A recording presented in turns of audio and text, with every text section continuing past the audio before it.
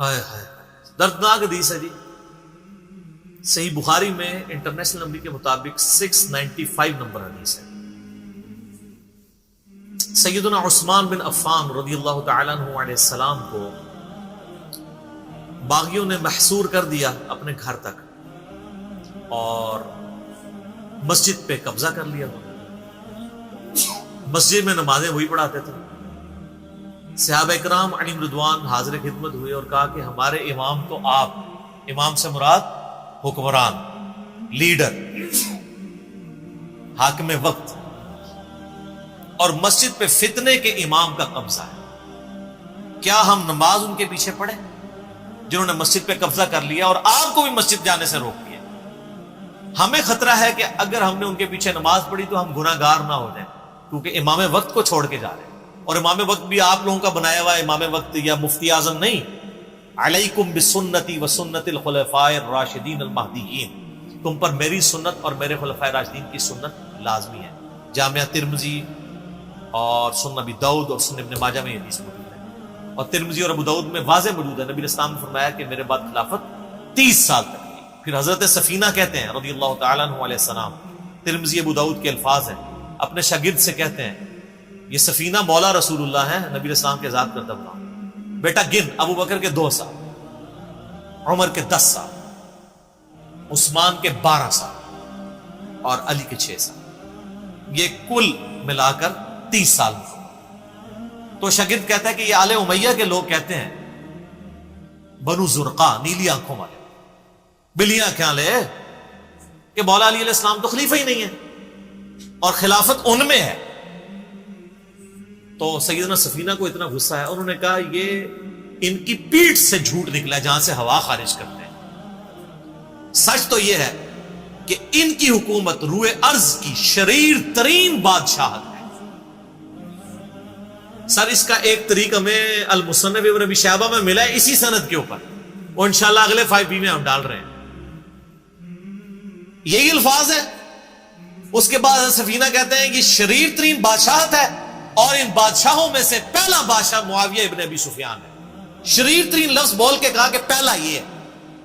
ہم تو چلیں رضی اللہ عنہ ہی کہتے ہیں، وہ ان کے کلاس فیلو تھے تو وہ تو کیسے، یہ کس نے کہا؟ حضرت سفینہ نے۔ اور جو سنن مسند ابی داؤد الطیالسی ہے اس میں الفاظ ہیں کہ وہ شاگرد پوچھتا ہے کہ اگر خلافت 30 سال ہے تو یہ معاویہ کون ہے؟ تو ان کا وہ بادشاہ ہے، خلیفہ نہیں ہے۔ تو خلافت راشدہ ابو بکر، عمر، عثمان و علی، اور سیدنا حسن ابن علی کے 6 مہینے بھی مولا علی والے میں ہی شمار ہوتے ہیں۔ تو یہ ٹوٹل خلافت راشدہ ہے۔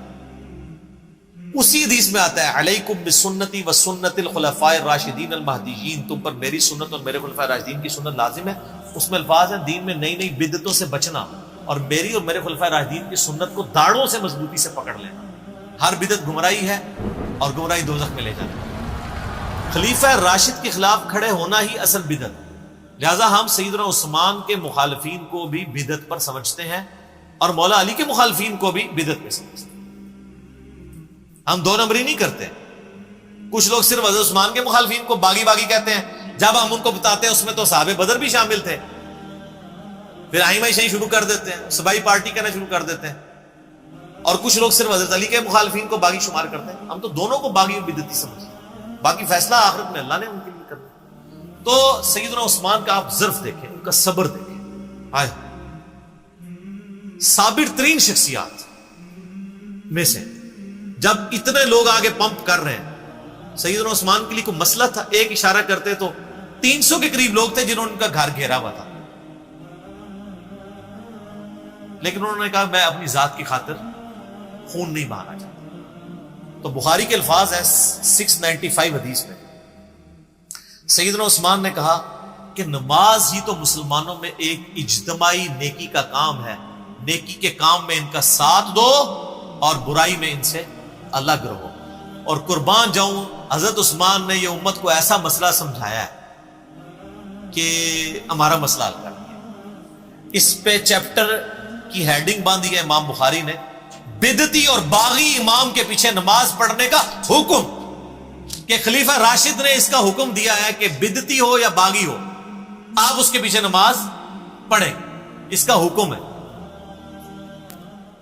تو سیدنا عثمان کا صبر اپنی پیک کے اوپر تھا کہ جو لوگ آپ کے مخالفین ہیں آپ ان کے پیچھے بھی نماز پڑھنے کا حکم دے رہے ہیں. اس نے امت میں مسئلہ حل کر دیا. امام کعبہ کے پیچھے نماز کا مسئلہ میں نے اس کلپ میں بھی اس کو ڈسکس کیا ہے، اور ریپلائی ٹو مفتی منیب الرحمان صاحب اور امام کعبہ کے پیچھے نماز میں نے اور کئی مسئلے اس کی نیٹی گریٹیز ڈسکس کی ہیں.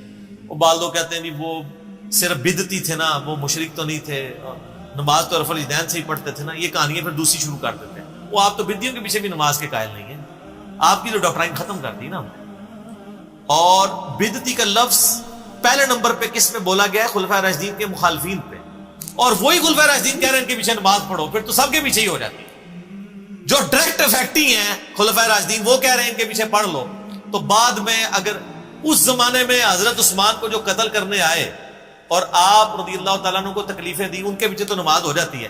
آج اگر کوئی حضرت عثمان کو برا کہتا ہے تو اس کے پیچھے بھی نماز ہو جائے گی. اس زمانے میں انہوں نے خود فتویٰ دے دیا.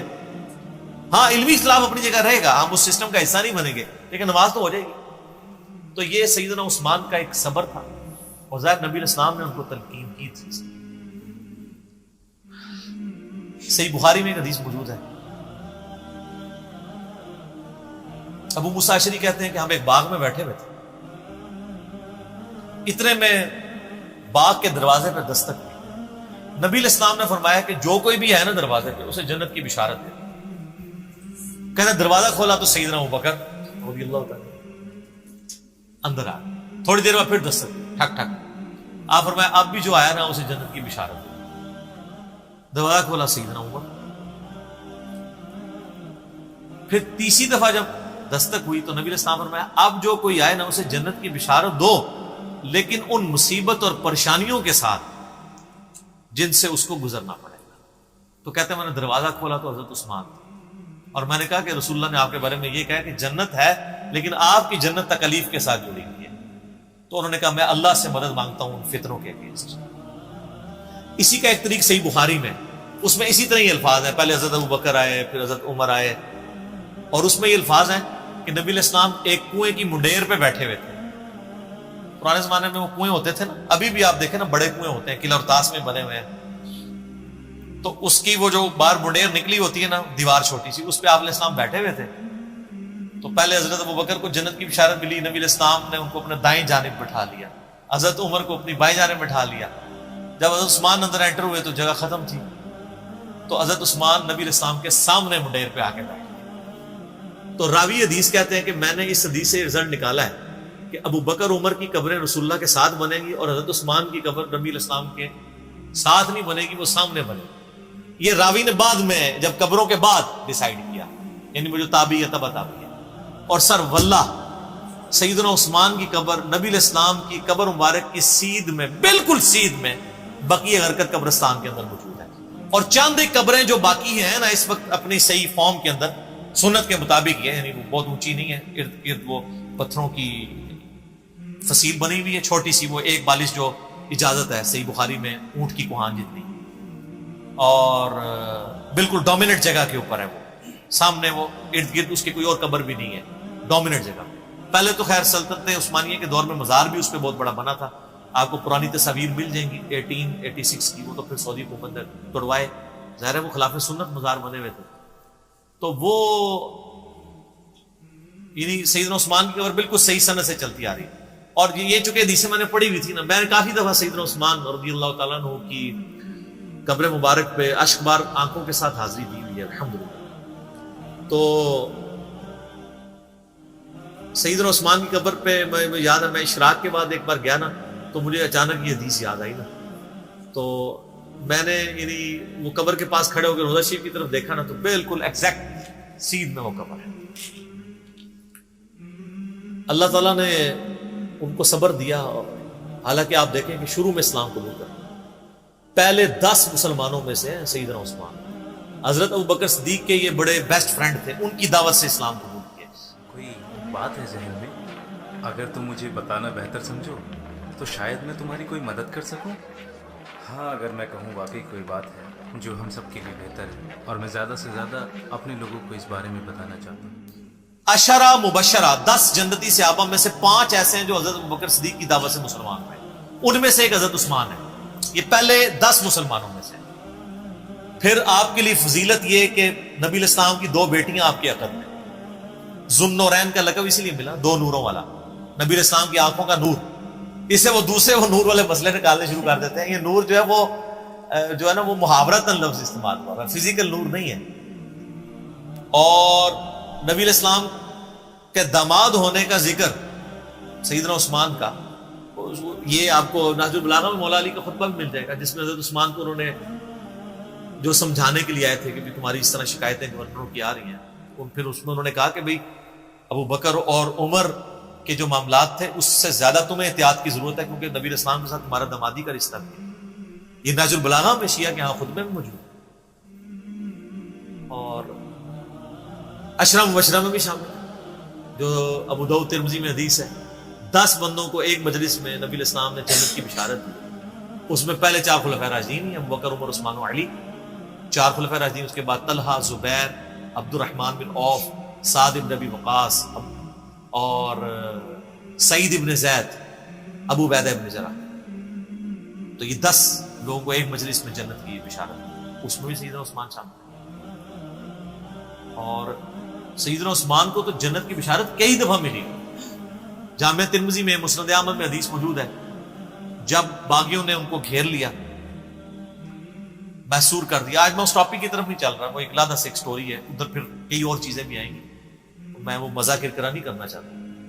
سیدنا عثمان رضی اللہ تعالیٰ عنہ کو مسجد میں جانے سے روک دیا، میٹھا پانی آپ کے گھر پہنچنے سے روک دیا گیا، تو آپ گھر کی چھت پہ کھڑے ہوئے اور انہوں نے خطاب کیا جو لوگ وہاں پہ ان کو گھیرے ہوئے تھے۔ ترمذی میں پورا ڈیٹیل خطبہ موجود ہے، مشکات میں آلموسٹ آپ کی ساری حدیثیں حضرت عثمان کے چیپٹر میں آپ کو 30 جلد میں مل جائے گی۔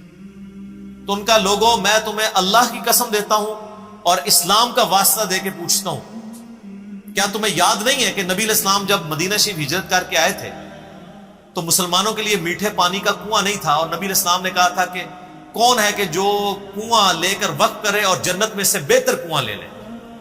تو میں نے اپنے حلال مال سے وہ کنواں خرید کے وقف کیا۔ تو سب نے کہا کہ ہم گواہی دیتے ہیں کہ آپ کے لیے بشارت۔ کون گواہی دے رہے ہیں؟ جو مخالفین ہیں، پروٹیسٹ کرنے آئے ہیں۔ اس سے بات پتہ چلی کہ وہ لوگ تھے جن کو یہ باتیں پتہ تھی، صحابہ ہی تھے، بیچ میں اور لوگ بھی مکس تھے لیکن صحابہ بھی تھے، بدری صحابہ بھی تھے۔ اختلاف رائے تھا، وہ علیحدہ سے ایک ٹاپک ہے۔ یوٹیوب پہ میرا کلپ ہے، شہادت عثمان کے اصلی اسباب کیا تھے۔ عبداللہ ابن سبا والا تو معاملہ ہی ذرا ایک ڈفرنٹ کہانی بنا کے اس میں ڈال دی، وہ الگ چیز تھی۔ پھر سیدنا عثمان نے کہا کہ تمہیں یہ یاد نہیں ہے کہ مسجد نبی کی توسیع کی باری آئی تو نبی علیہ السلام نے فرمایا کون ہے جو مسجد نبی کے لیے زمین لے کے وقف کرے توسیع کے لیے کہ جنت میں اس سے بہتر اسے اللہ تعالیٰ قطع عطا فرمائے؟ تو میں نے اپنے مال میں سے وقف کیا تھا اور مجھے جنت کی بشارت ملی۔ یعنی بالکل ایسا۔ پھر ان کا جو جیش العسرہ تھا، تنگی والا جہاد، یعنی تبوک، جہاں پہ جہاد فرض ہو گیا تھا ہر مسلمان، کیونکہ رومن امپائر سے ٹکرانا تھا۔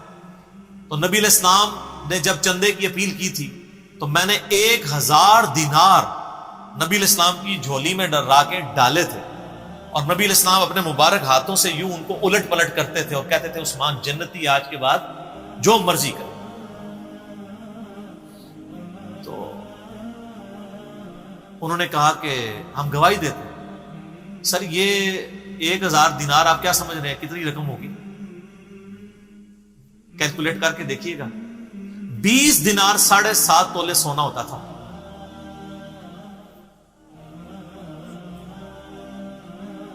تو 7.5 تولے کو 50 سے ضرب دیں، 450 کے قریب، بلکہ اس سے بھی زیادہ۔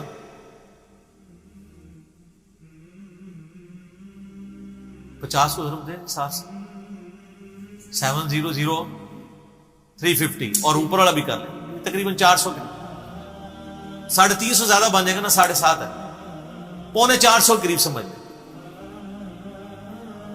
450 تولہ سونا۔ اور آج کل کیا ریٹ چل رہا ہے؟ 70,000 ہے۔ ہاں، تو یہ 2.5 کروڑ سے زیادہ رقم بنتی ہے آج، اگر 70 لگائیں گے تو جا کے گھر صاف کر لیجیے گا. 2.5-3 کروڑ رقم بنتی ہے جو حضرت عثمان نے غزوہ تبوک کے موقع پر دی اور نبی علیہ السلام نے جنت کی. انہوں نے کہا ہاں جی بالکل آپ کو جنت کی بشارت ملی تھی اس بات کو. تو انہوں نے کہا تم مجھے نہ اب یہ نہیں بشارتیں گنواتے جا رہے تھے. اور حضرت عثمان کہہ رہے تھے دیکھو مسجد میں نے وقف کی, مجھے مسجد میں نماز نہیں پڑھنے دے رہے ہو.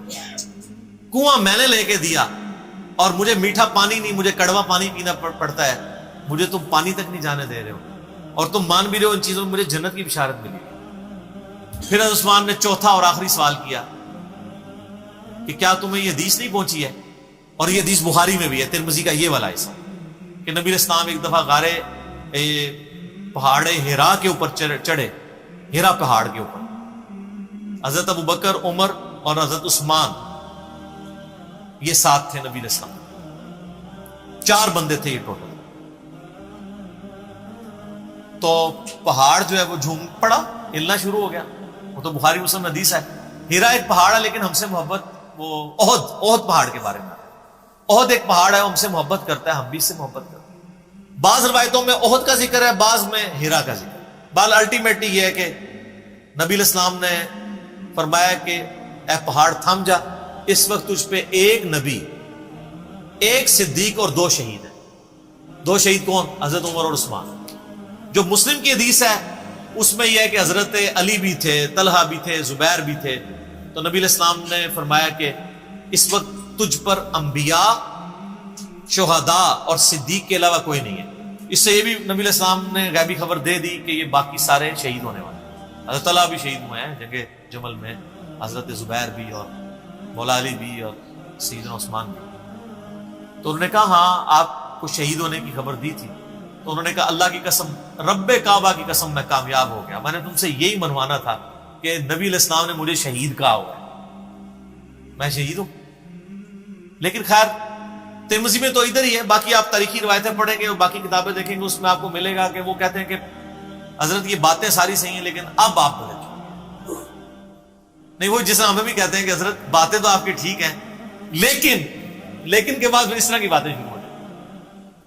تو یعنی بدقسمتی جب کسی پہ چھائی ہو.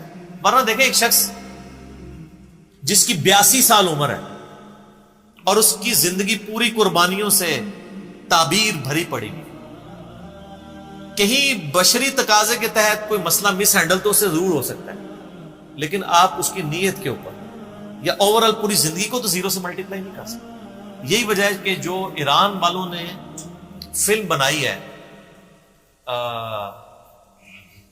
مختار سقفی پہ, اس میں بھی جو حضرت معاویہ رضی اللہ تعالیٰ عنہ اور شیعان علی کا اختلاف دکھایا وہ اسی بات میں کہ آپ نے خلفاء کے طریقے کو چھوڑا اور اس میں وہ تینوں خلفاء کو رسپیکٹ دی. پھر حضرت علی علیہ السلام کی زندگی کے آخری 10 سال پہ ایک فلم ہے 22 قسطوں پہ, امام علی علیہ السلام, اس میں انہوں نے حضرت عثمان کا بھی, چونکہ ان 10 میں سے سمجھ لیں 4-5 سال تو حضرت عثمان کے بھی خلافت کے, حضرت عثمان کا بھی انہوں نے بڑا پازیٹیو کریکٹر دکھایا ہے اور یہ بتایا کہ اصل کلپرٹ جو ہے وہ مروان بن حکم تھا. حضرت علی حضرت عثمان کو سمجھاتے تھے تو پھر وہ اپنے فیصلوں کو بھی ریورٹ کرتے تھے, یعنی ان کی نیت میں تھی. لیکن ظاہر ہے کہ وہ ایک حضرت عمر والی مینیجریل سکل نہیں تھی. 72 ایئرس کی عمر میں چونکہ خلیفہ بنائے گئے تھے, ایک ایجنٹ تھے. تو بہرحال 82-83 ایئرس ایج ہے اور ایک شخص نے پوری زندگی یعنی اسلام قبول کیا, تو ان کا چچا ان کو مارا کرتا تھا, اتنی تکلیفیں کاٹی ہیں, سابقون الاولون میں سے. تو آخری وقت میں آ کے کیوں انہوں نے ایسا کرنا تھا کہ وہ نفس کے ہاتھوں مغلوب ہو جاتے ہیں, جن کی پوری زندگی اسلام کی خدمت میں, اور نبی علیہ السلام نے کئی مواقع پہ انہیں جنت کی بشارت بھی دی.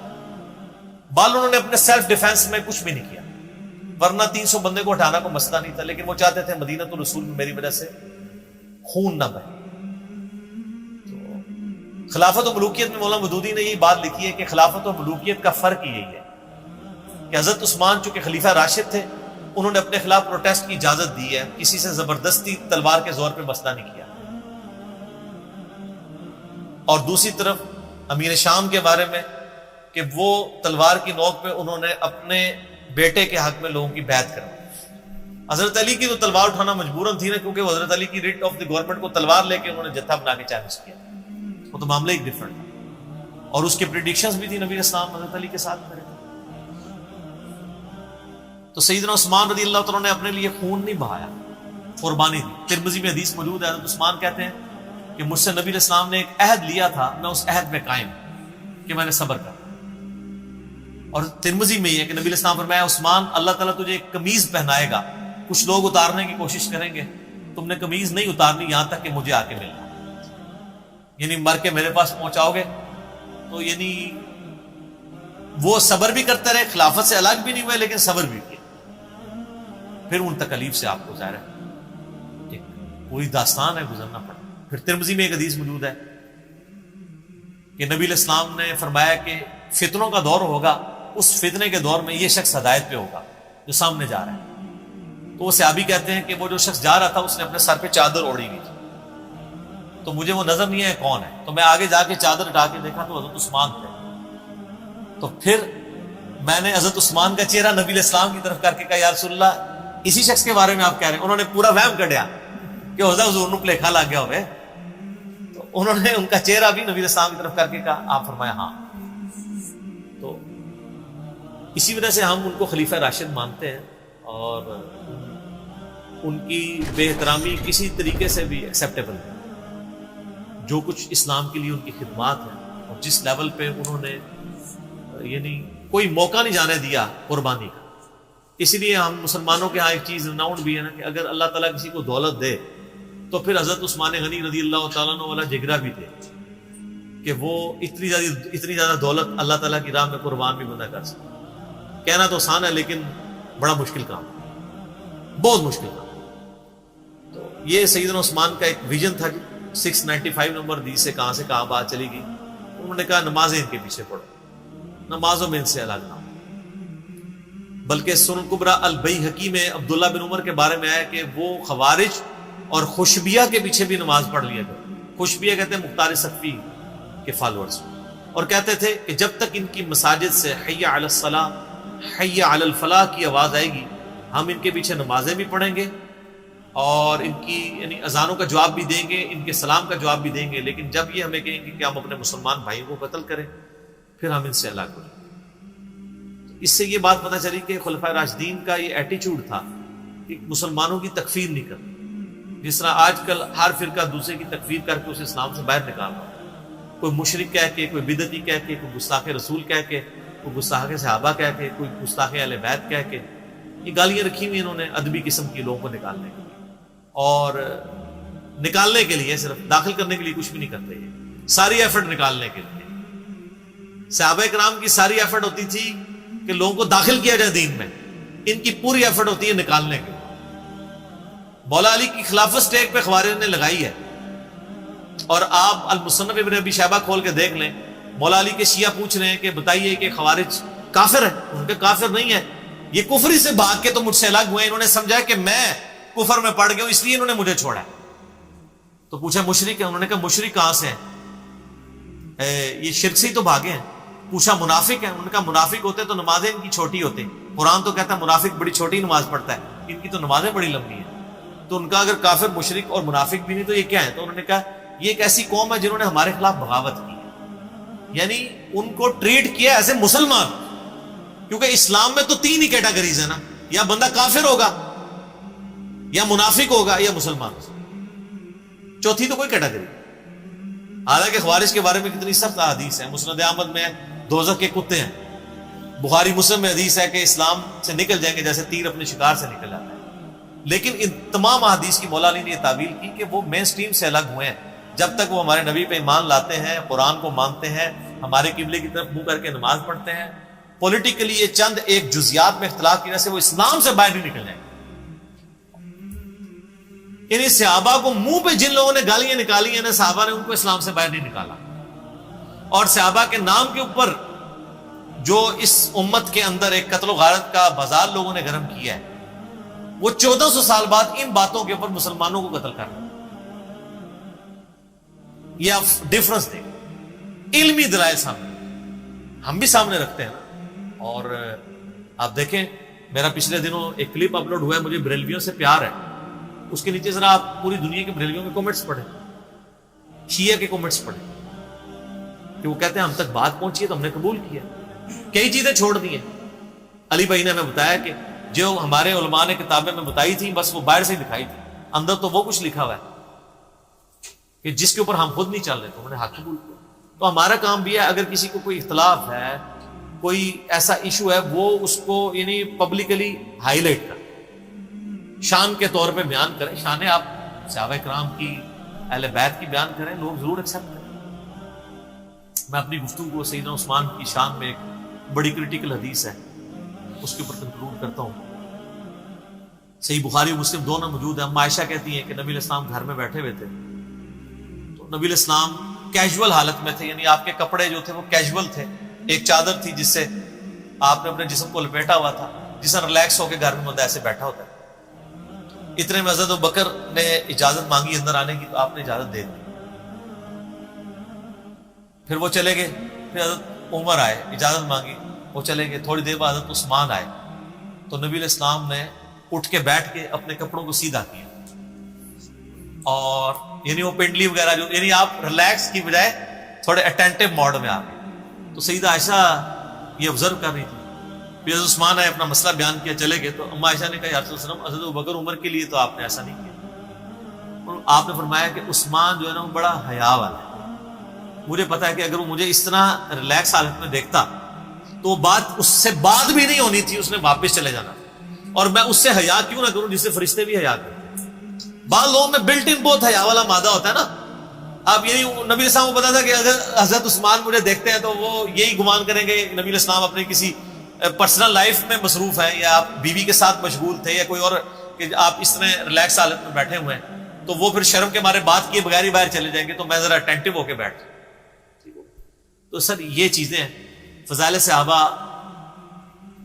احمد بن حنبل کی کتاب میں بھی آپ کو کئی ایک حضرت عثمان کے فضائل ملیں گے، جس میں مولا علی علیہ السلام یعنی قرآن پاک کی آیات پڑھ پڑھ کے کہا کرتے تھے کہ یہ جو قرآن حکیم میں جن متقین اور جنتیوں کا ذکر ہے، عثمان ابن عفان بھی ان میں سے ایک ہے، اور اے اللہ تو گواہ رہنا میں عثمان کے قتل سے بری ہوں، کیونکہ لوگوں نے الزام لگایا نا، وہ آپ کو بتایا نا کہ پیچھے مقصد کچھ اور ہوتا ہے، اور آج بھی آپ دیکھ لیں کسی پولیٹیشین کو ہٹانا ہوتا ہے تو کوئی ایک ہنگامہ کھڑا کر کے ایشو کوئی اور کھڑا کیا جاتا ہے اور مسئلہ کچھ اور اچیو کیا جاتا ہے۔ اس طریقے سے کسی وزیر کو ہٹانا ہوتا ہے، یہ کچھ کیا جاتا ہے، کسی جج کو ہٹانا ہوتا ہے، کوئی اور بہانہ گڑا جاتا ہے اور مقصد ہٹانا ہوتا ہے۔ تو اس وقت بھی چونکہ مقصد کچھ اور تھا آل امیہ کا، تو حضرت عثمان کا قتل جو ہے نعوذ باللہ حضرت علی کے متھے مار دیا ہوتا